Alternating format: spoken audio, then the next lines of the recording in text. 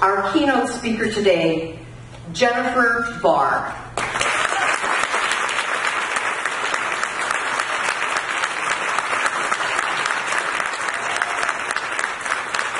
Thank you. It's an honor to be here. If we're going to advocate for peace in the world, or economic security or health, we're going to need a different kind of power than we have in the past. And that kind of power is here in this room.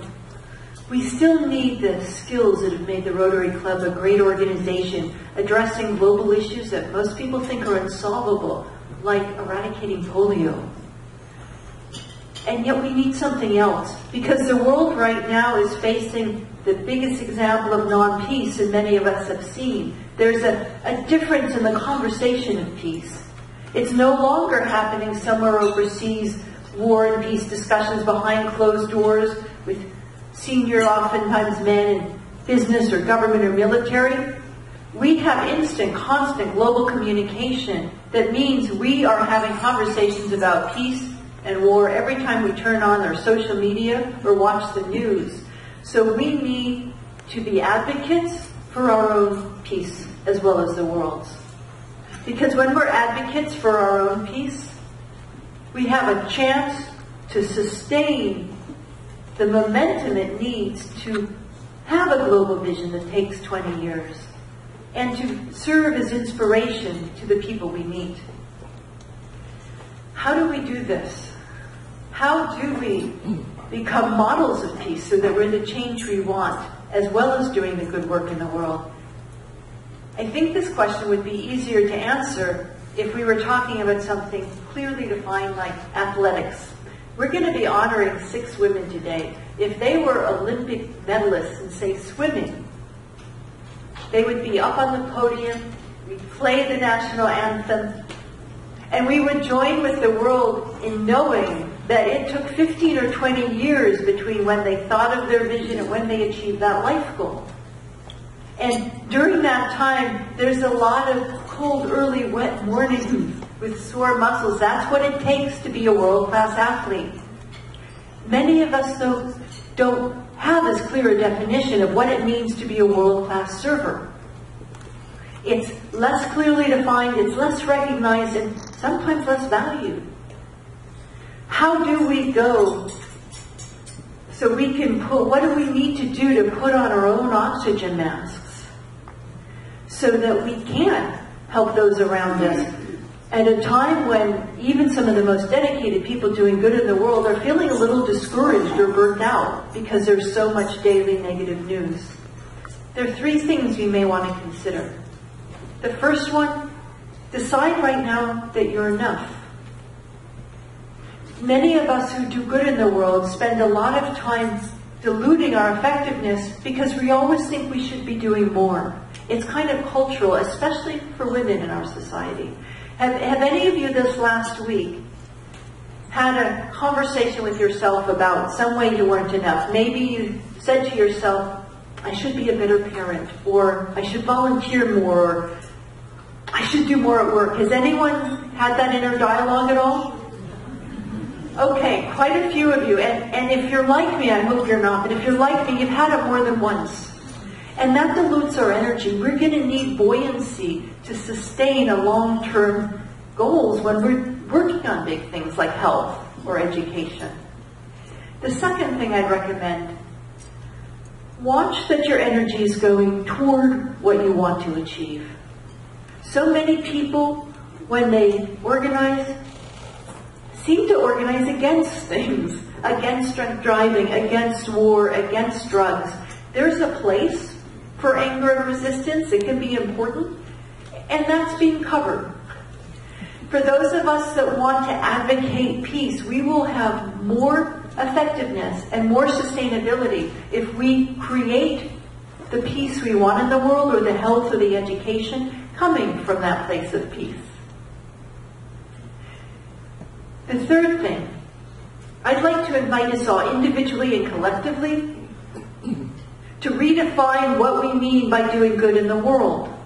Let's broaden the definition to include a lot of micro acts of kindness that we can do every day. We've heard about doing acts of kindness all our life. I want you to throw away any acts of kindness you have on your to-do list. If you think you should do acts of kindness to be a good person, put those aside. Connect with the part of you that truly knows the joy of helping another person. The part of you that understands that for you to express your humanity, you are serving. That's part of who you are. Connect with that place, and from there, act. We often think it's more complicated to make a difference in the world, and we don't really give ourselves permission to be in the game unless it's very big. You don't get to very big without very small. And just like those swimmers practice swimming every day, we need to build the muscles of what it takes to be a world server for 10, 20, 30 years. There's an example that happened to me this week. As you know, the eclipse was Monday. And I get gifted eclipse classes early in the morning. So I went to San Jose to the Astronomy Society meetup, and being Silicon Valley, there were 700 people thereabout from probably 30 countries.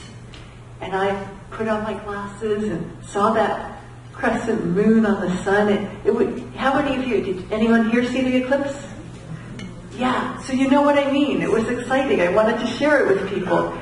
And the glasses have been sold out a lot in my area for about 2 weeks. So I looked in line and I saw there were a lot of people who didn't have glasses. So I offered mine to the man next to me. He was a little gruff looking. He had a lot of tattoos. But he took those glasses and he looked up and he shared them with his girlfriend. And all of a sudden that tough exterior melted. He went into awe and wonder, even though it's kind of a simple thing. And the three of us shared a moment of peace together.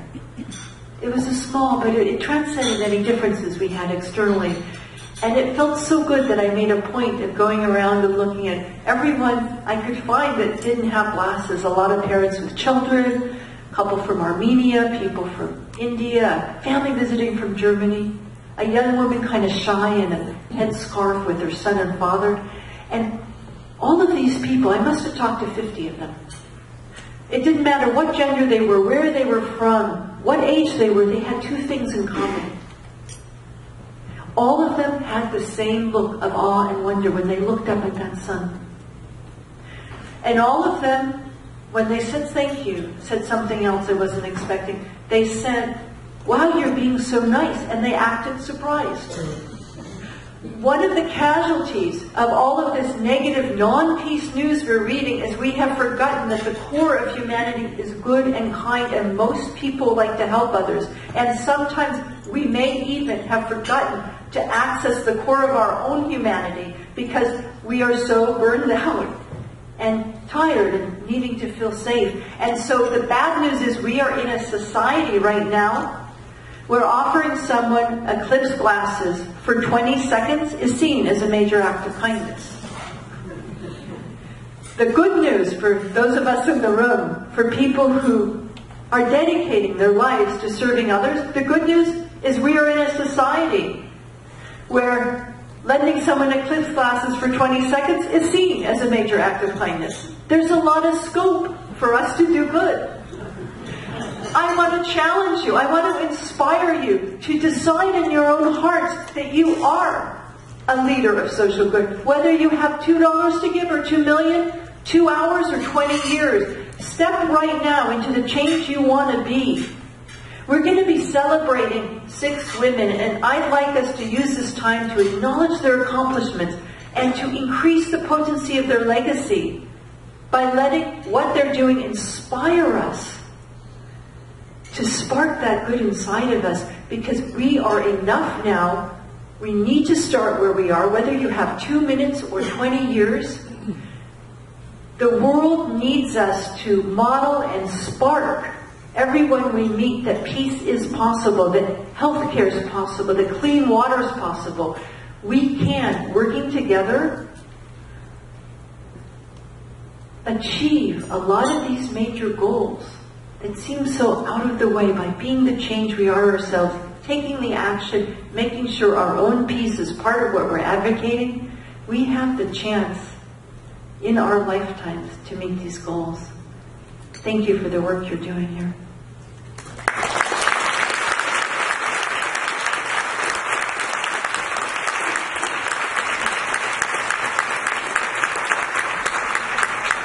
So Jennifer, your words have inspired me, and I'm so grateful that you are in this world today. I feel as if we're kindred spirits, and all the Rotarians here, I know, in their hearts, know that you are a kindred spirit to them also. So it's with great honor and privilege that I'm able to give you today this award. It's Rotary District 5150, celebrating women doing good in the world. Thank you so much. I'm impressed with it. Thank you so much. Wow, what an impressive. Thank you. I'm so impressed with what the Rotary does. It is a great honor to be in your presence. Thank you.